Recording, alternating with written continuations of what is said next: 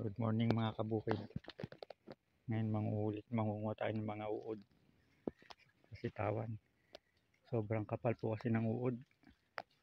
Ni-spray ko na po ito, hindi namamatay. Nakadalawang spray na ako dito. Ganito, mga uod. Wala pang pambili ng mamahaling gamot kaya hulihin ko muna itong mga to. Ito kasama ko.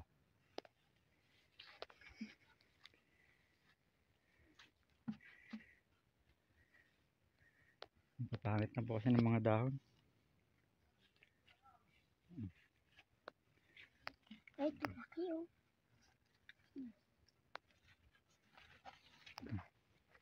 Ito mga dalawa. Mga kabukid, dalawa. Isa, nakuha niya na isa. Nakain niya mga dahon. Ito pa isa, laki oh. Grabe itong mga uod na to.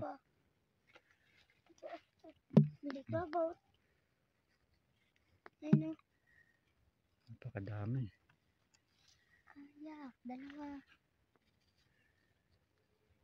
Wala pang pambiling gamot mga kabukid eh. Ito pa.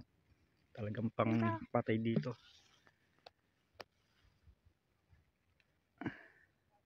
Yan, katabi niya kaya Lena. Asan? Ayun, dahon. Yung dahon yan.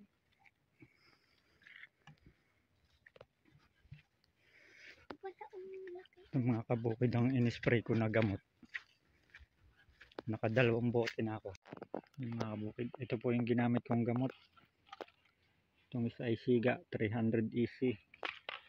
Tapos ito naman disease 25 EC. Ito po yung una kong ginamit. Nakadalawang apply po ako nito kasi 1 liter po ito. Ang bili ko po dito ay 670. Wala po, hindi po namatay ang uod. Kahit po nga malilit, hindi rin namatay eh. Tapos bumili po ulit kami sa Agri-Supply. Ito naman po yung nirecommend nila sa amin. Siga 300 EC.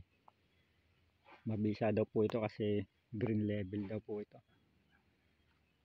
Pero wala rin po. Ang namatay naman po yung maliliit. Siguro yung mga anak-anak lang yan. Pero yung ganun nga pong malalaki, wala. Hindi po kayang patayin. Sayang lang po yung binili namin. Nasa 1.3 din po. Sana yung mamahaling gamot na nabili namin. Kaya ngayon wala po tuloy ako maibili. Kaya tiyaga muna kami sa pangunguha nitong mga uod na to.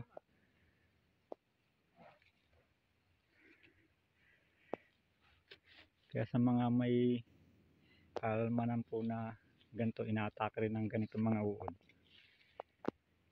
Hindi ko po nire-recommend yung ganong gamot. Sayang lang po ang pera nyo. Siguro po sa ibang insekto namamatay. Pero yung mga ganito pong uod, hindi po talaga kaya.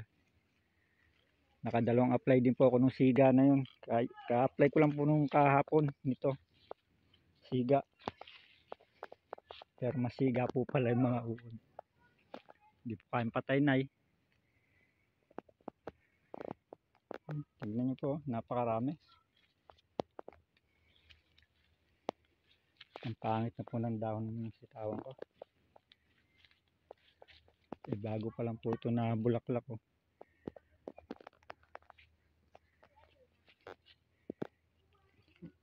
May awa po ang Diyos. Susupil din natin itong mga uod na to.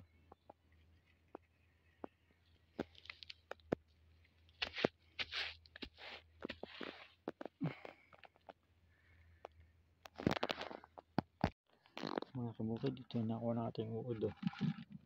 Napakadami.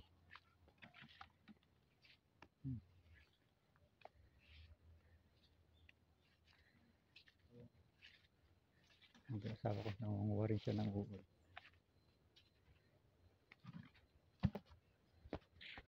Mga kabukid, ang nakuha namin uod.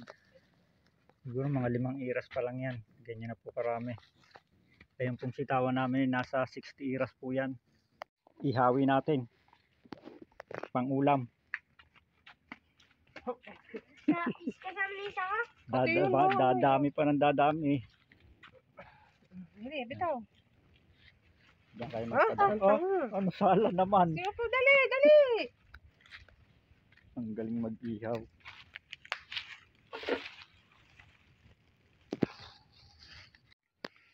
Yung mga kabukid dito, mayroon ng may ilang bunga. Tinitira na rin ang uod. Oh.